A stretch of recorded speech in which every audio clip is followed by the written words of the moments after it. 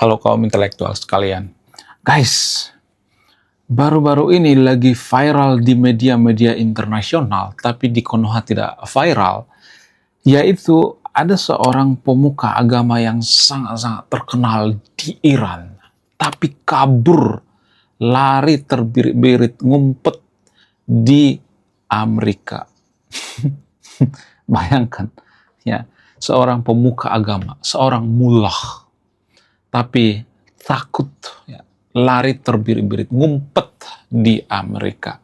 Ada yang mengatakan sekarang dia sudah di Kanada, jadi dia berpindah-pindah, guys. Wow, gila, luar biasa. Sepertinya video ini tidak akan disukai oleh warga Konoha. Sepertinya video ini akan bikin warga Konoha kejang-kejang, keloncotan berjamaah. Sepertinya video ini akan bikin warga Konoha panas dingin. Nah, yang jadi pertanyaan, kenapa seorang pemuka agama, seorang mullah, bisa ketakutan meninggalkan tanah kelahirannya? Kenapa? Apakah karena pemuka agama ini takut dengan serangan Amerika atau Israel? Posisi daripada pemuka agama yang saya masuk ini sangat-sangat strategis, ya. Bahkan dia berada di bawah Ayatollah Ali Khamenei, di bawah daripada pemimpin tertinggi Iran.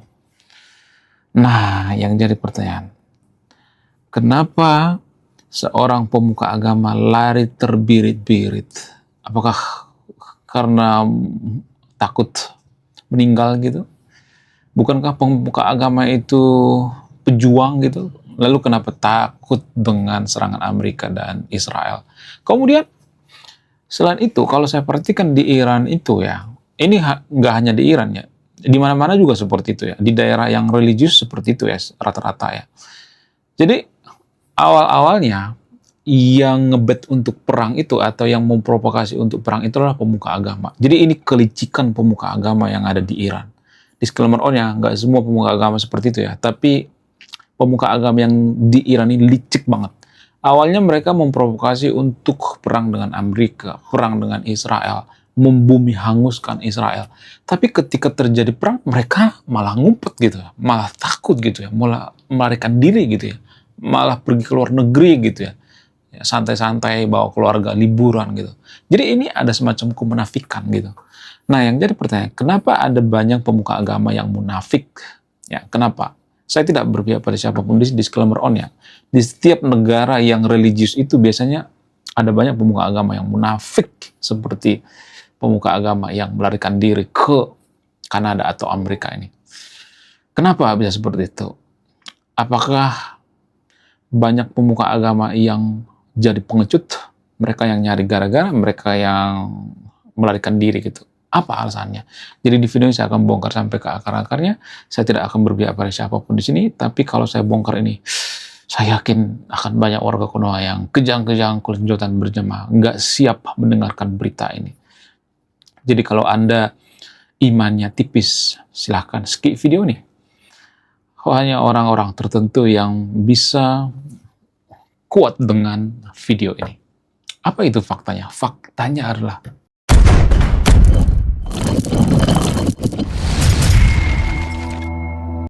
menurut data atau menurut sumber dari berita internasional, pemuka agama Iran, ya, salah satu pemuka agama tertinggi di Iran, bawahan daripada Ayatollah Ali Khamenei, kabur ke luar negeri. Dan diprediksi ada banyak pemuka agama di Iran itu yang, ya, kocar-kacir, ya, pergi ke luar negeri, luntang-lantung gitu, ya, ketar-ketir, ya.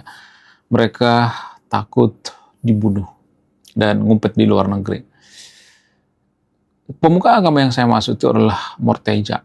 Bukan Morteja yang di Medan itu, ya. Bukan itu, ya.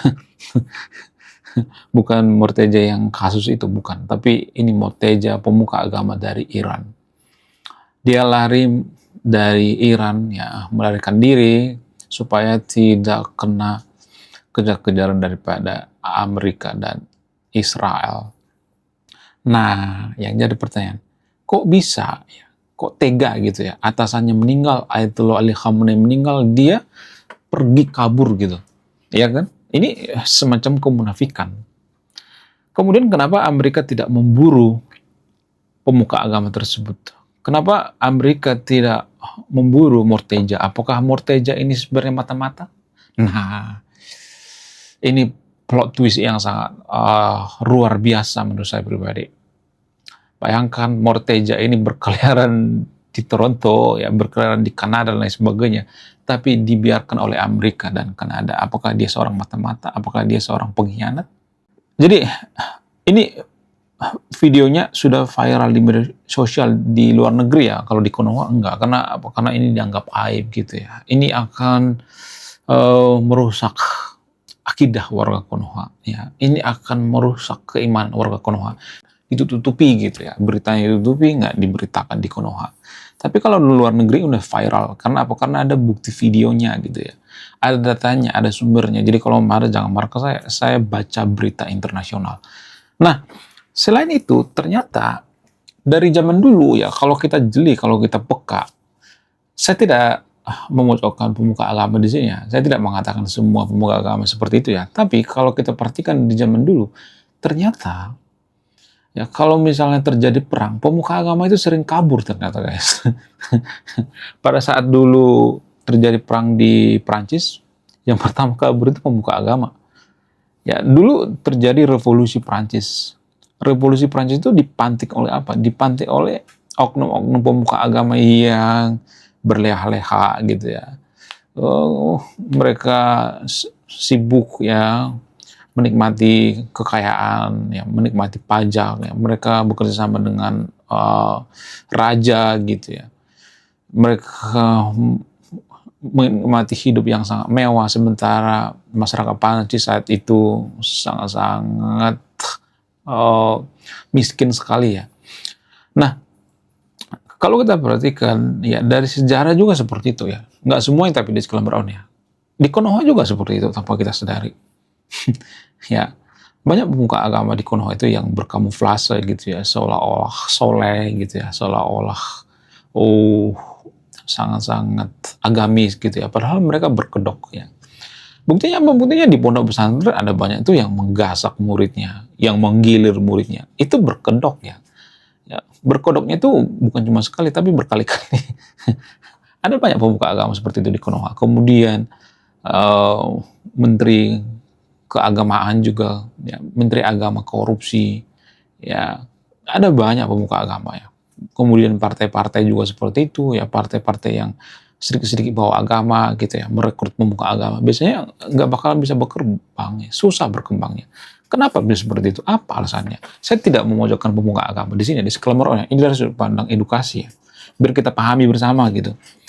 Jadi saya tidak mengatakan bahwa semua pemuka agama itu kelakuannya tidak baik ya, ada juga yang baik ya. Tapi pemuka agama itu biasanya, nggak semua tapi di sekelumit ya, biasanya mereka itu berpikirnya itu irasional.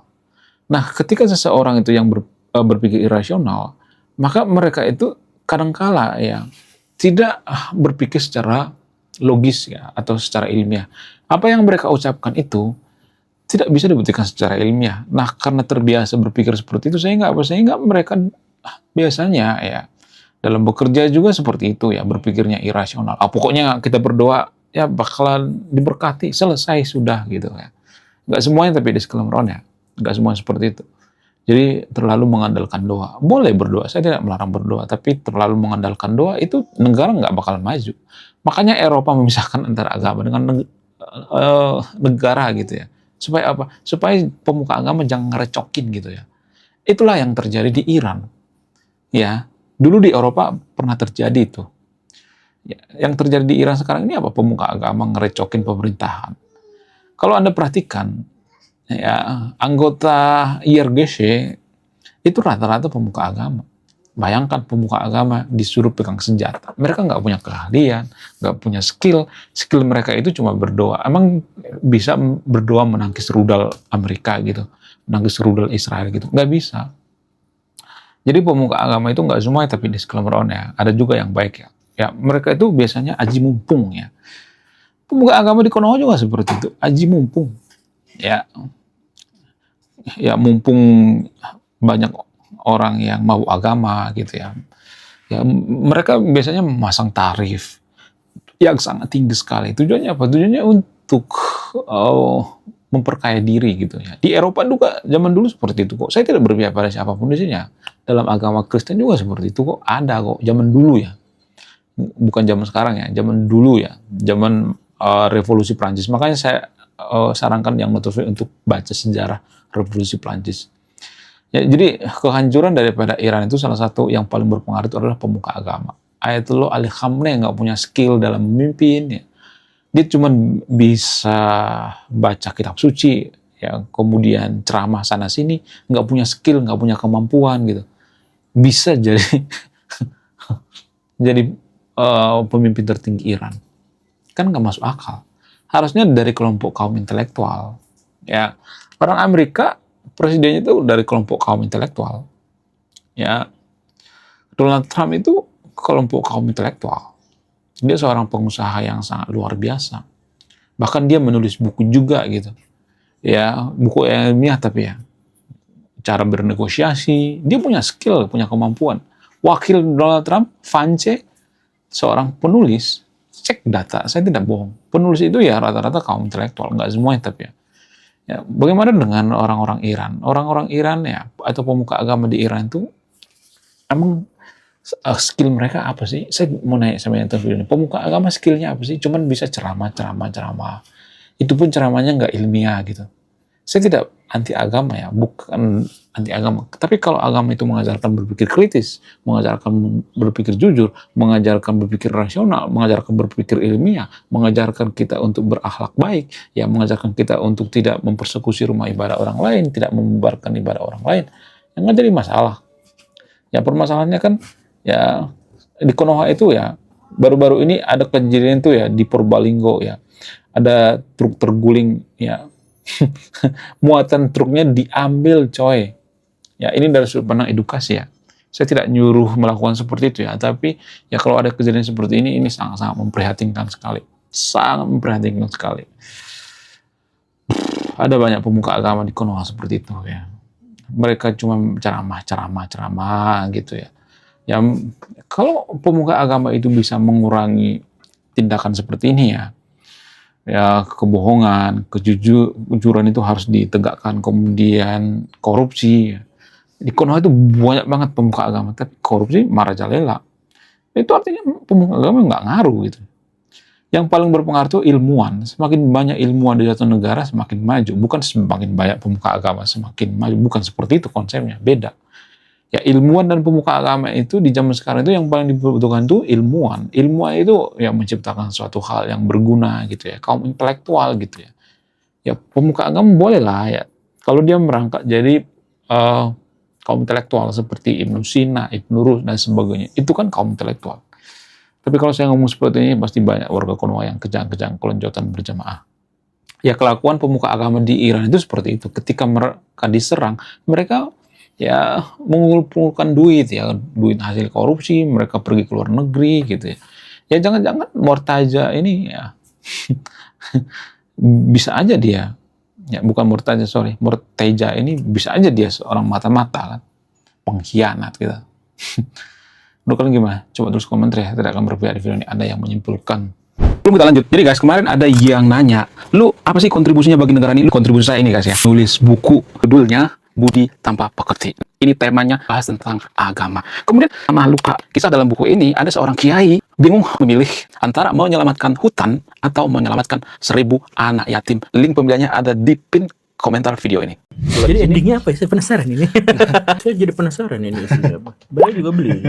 Link pembeliannya ada di pin komentar video ini. Oke guys, sekian video ini. Terima kasih sudah memahami. Saya kaum intelektual, salam rasional.